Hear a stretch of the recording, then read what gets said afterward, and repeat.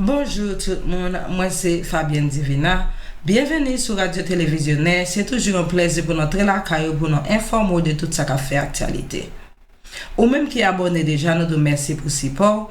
Ou même qui pourquoi abonner nous encourage abonner à la chaîne pour pas rater aucune nouvelle importante. Bannez un like sur mes vidéos ça, fait commentaire pour dire ce que vous pensez et partagez vidéo pour nous. Merci. Avec l'élection présidentielle États-Unis, seulement quelques semaines qui étaient, course entre vice-président Kamala Harris, candidat démocrate là, et ancien président Donald Trump, candidat républicain, a chauffé dans États importants tels que Pennsylvania, Georgia et Wisconsin. États ça yo qui les swing states, ou soit État Batay, gagne un impact important dans le résultat élection à cause du système électoral là. Ça fait que les candidats ont dépensé ressources dans l'État pour remporter tout vote électoral dans un seul côté. Dans le rapport ça, nous allons examiner pour qui ça État Batay ça est important, qui ça est à qui Jean vice-président Harris et ancien président Trump a fait compétition pour remporter yo nan élection ça. En plus mon a questionné qui État Batay yo. État Batay yo c'est côté tout des partis démocrates et républicains yo gen un support qui semblait parmi yo gen État tant que Arizona, Michigan, Georgia, Wisconsin et Pennsylvania. Parce que candidat qui gagne vote en majorité dans un état remporter tout vote électoral dans état ça. Li fait que remporter un état bataille qu'a déterminé président qui gagne élection. Candidat yo concentré sur état ça yo avec en pile attention parce que yon ti différence capable faire une grosse différence dans quantité vote électoral yo joine dans élection. État bataille important pour vice-président Harris et ancien président Trump pour l'année 2024 là, nous capable dire vice-président Kamala Harris et ancien président Trump a utilisé différentes stratégies pour connecter avec électeurs dans l'état bataille ça yo. Pendant que vice-président Harris cherchait motiver base démocrate là dans plusieurs zones avec jeunes voteurs yo, ancien président Trump a concentré sur gros rassemblement et appel direct moun qui dans zone rivale ak civil yo. Chaque candidat essaie adresser besoin état ça yo pour remporter élection. Pour vice-président Kamala Harris, camper devant ancien président Trump dans l'état bataille, c'est un travail balancé.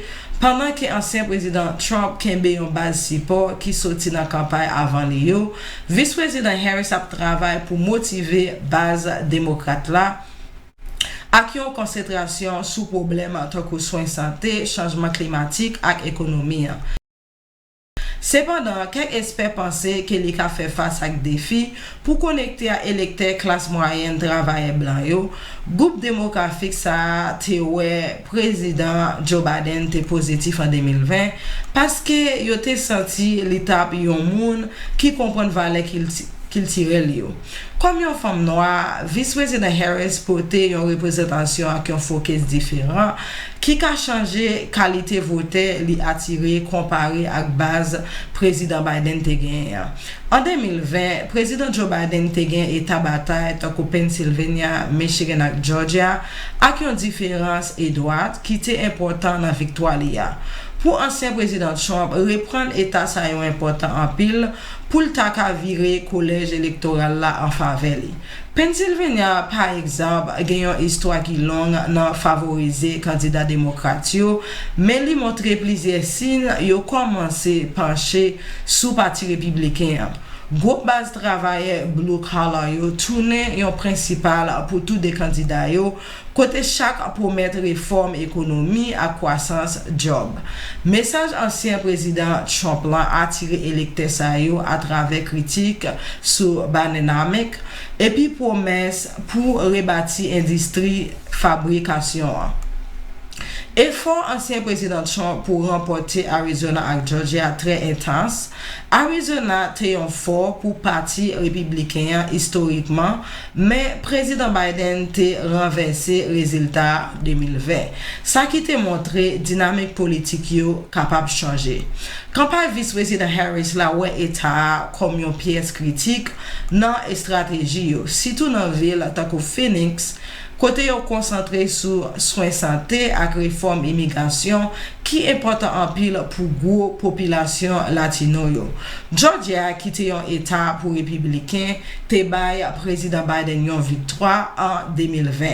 Résultat ça te mené plusieurs batailles légales côté campagne ancien président Trump en 2020 Kounia en bas contrôle tribunal Georgia. Pour vice-président Harry, Georgia représentait un symbole croissance démocrate et puis campagne a essayé de remporter une autre victoire dans motiver électeurs africains-américains. Et stratégie campagne dans état bataille différent, nous capable dire et stratégie vice-président Harris ak ancien président Trump yo refléter division en base électeur ak message yo quoi qui va attirer plus voteurs. Campagne vice-président Harris la basée en pile sous mobilisation populaire ak une concentration sous indication voter en ensemble ville yo ak zone côté démocrate yo joine en pile support. Campagne li investi en pile dans publicité digitale, médias social pour attirer voteurs jeunes à communauté couleur.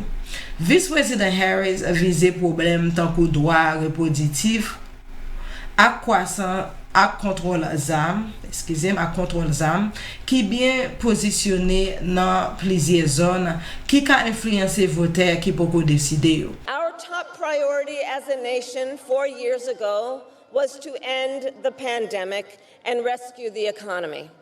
Now, our biggest challenge is to lower costs that were rising even before the pandemic and that are still too high. I will make sure you have a chance not just to get by, but to get ahead. Because I believe in honoring the dignity of work. I will enact the first ever federal ban on price gouging on groceries. Cap the price of insulin and limit out-of-pocket prescription costs for all Americans. I will fight to make sure that hardworking Americans can actually afford a place to live. Allow Medicare to cover the cost of home care so seniors can get the help and care they need in their own homes. Worked hard their entire life. They deserve to retire with the benefits they have earned. And I believe in the fundamental freedom of Americans to make decisions about their own bodies and not have their government tell them what to do.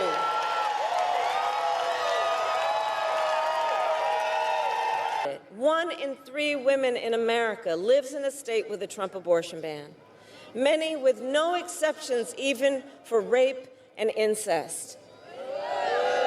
The idea that a woman who survives a crime of a violation to her body should not have the authority to make a decision about what happens to her body next, that is immoral.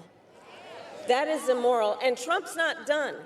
He would ban abortion nationwide, restrict access to birth control and put IVF treatments at risk, and force states to monitor women's pregnancies. I think we all know one does not have to abandon their faith or deeply held beliefs to simply agree the government should not be telling her what to do with her body.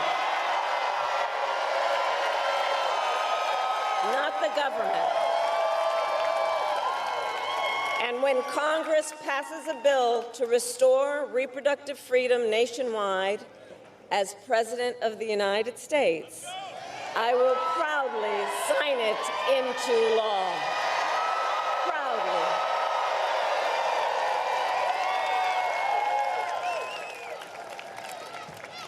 And look, on another subject, politicians have got to stop treating immigration as an issue to scare up votes in an election. And instead treat it as the serious challenge that it is that we must finally come together to solve. I will work with Democrats and Republicans to sign into law the border security bill that Donald Trump killed. And when I am president, we will quickly remove those who arrive here unlawfully, prosecute the cartels, and give Border Patrol the support they so desperately need. At the same time, we must acknowledge we are a nation of immigrants. And I will work with Congress to pass immigration reform, including an earned path to citizenship for hardworking immigrants like farm workers and our dreamers. As Commander-in-Chief, I will make sure America has the strongest, most lethal fighting force in the world. Ancien président Trump nan lot men ap itilize yon approche plus tradisyonel ak gwo rassembleman ak présence personnel nan état Batay yo pou motive base li. Li pale direktement ak frustration vote nan zone rival yo, ak civil yo ki senti yo isolé par politique démocrate actuelle la. Rassemblement ancien président Trump nan état takou Pennsylvania par exemple concentré sur industrie énergie état qui en difficulté côté li pour protéger travail yo d'après li qui affecté économie locale là. We'll end inflation, we will stop the invasion of criminals into our country, and we will bring back the American dream. We're doing it together, Pennsylvania. Our country will be bigger, better, bolder, richer, safer, and stronger than ever before. This election is a choice between whether we will have 4 more years of gross incompetence and failure, the worst administration in the history of our country, whether we will begin the 4 greatest years in the history of our country. We're going to turn it around, and we're going to turn it around fast. I'm asking you to be excited about the future again. You have to be excited about the future. They've taken all that excitement away from you. We had the greatest economy in the history of our country. We were energy independent 4 years ago. Every problem facing us can be solved, but now the fate of our nation is in your hands. It's in your hands. If we win Pennsylvania, we're going to win the whole deal. To make America great again. Because hopefully we're going to win, and then we're not going to be playing games anymore. We got to straighten out our country. So we're going to be meeting, but a different forum. We're going to be meeting as I tell you how well we're doing, how we're winning. We're going to win big. We had the best economy in history. We're going to make it much better than even that. We're going to bring all these companies that left us because of our country, because they don't show the real. It's like, did you see about a month ago, they came up with 818,000 jobs that were fake. They put them in. These are cheaters. And today they got caught. Think of it. They got caught cheating in Lancaster County. They got caught in York. But think, it's no different. Think of it. They put in 818,000 fraudulent jobs. So the job reports came out. They're doing pretty good. That's good. That's good. And they weren't going to adjust. You know, you adjust when you find out that somebody was a fraud. You adjust. And they weren't going to do it until right after the election. But we had a whistleblower that blew the whistle on them.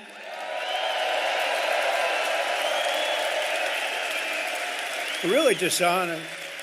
You know, I always say we meet to decide where we're going to campaign, what we're going to say. I don't like to speak too early, but you have to get out and vote because we need that real, we want a big, beautiful number. We're leading in every single swing state.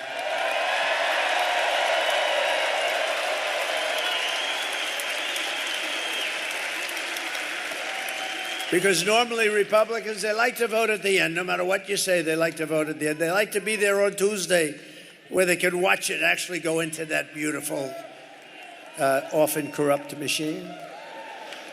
No, we're going to get it straightened out.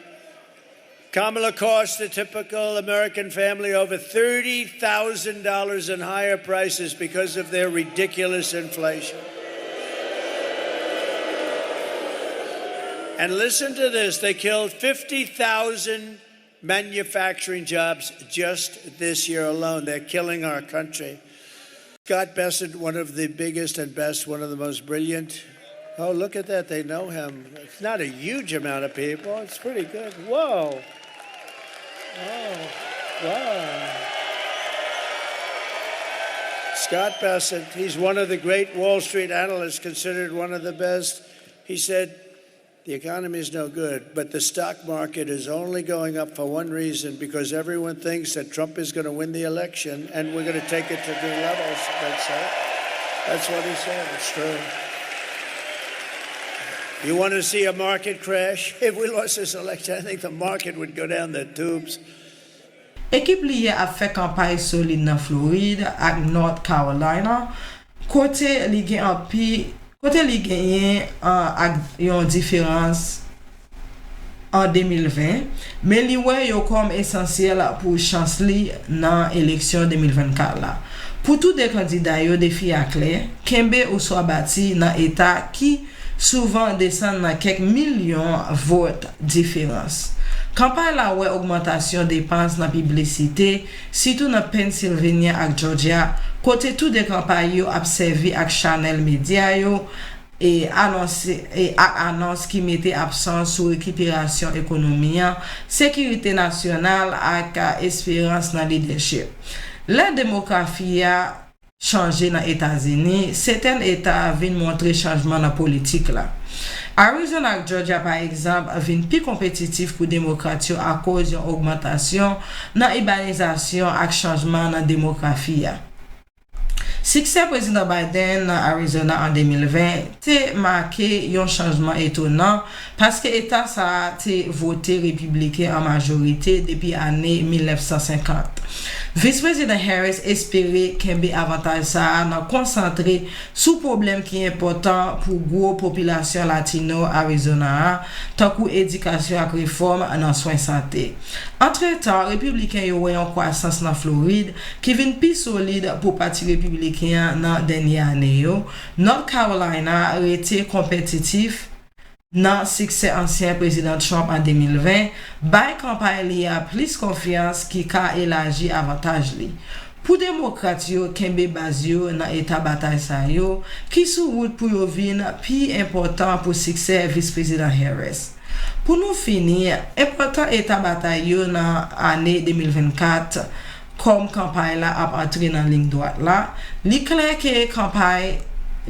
que bataille pour état bataille yo bral déterminer prochain président. Vice-président Harris ak ancien président Trump a couru derrière temps pour connecter ak vote important dans état sa yo. Au courant que même yon ti avance ka ba yo tout vote électoral yo. Tout des campagnes yo représentaient des visions très différentes pour Amérique. Qui fait élection ça un moment qui a marqué une nouvelle direction. Semaine qui vient yo bralwe une campagne qui intense avec vice-président Harris qui concentré sur justice sociale et récupération économique pendant que ancien président Trump a visé voter classe travail et promesse croissance job et réduction règlement yo pour électeurs américains yo, spécialement ça yo qui dans état bataille yo. Élection ça représente une opportunité pour définir direction pays. Tous les candidats ont besoin de mobiliser base yo pendant y a attirer voter qui beaucoup décider yo si vous voulez gagner élection ça. C'était toute information ça nous te porté pour. Merci de ce côté ba nous toute attention. Moi c'est Fabienne Divina. C'est toujours un plaisir pour nous informer sur beaucoup abonner nous inviter abonner à la chaîne ça pour pas rater aucune nouvelle importante. Ba nous like sur mes vidéos, faire commentaire poser nous sur pensée et partager vidéo pour nous s'il vous plaît. Merci en pile. Bonne journée, à la prochaine. Bye bye.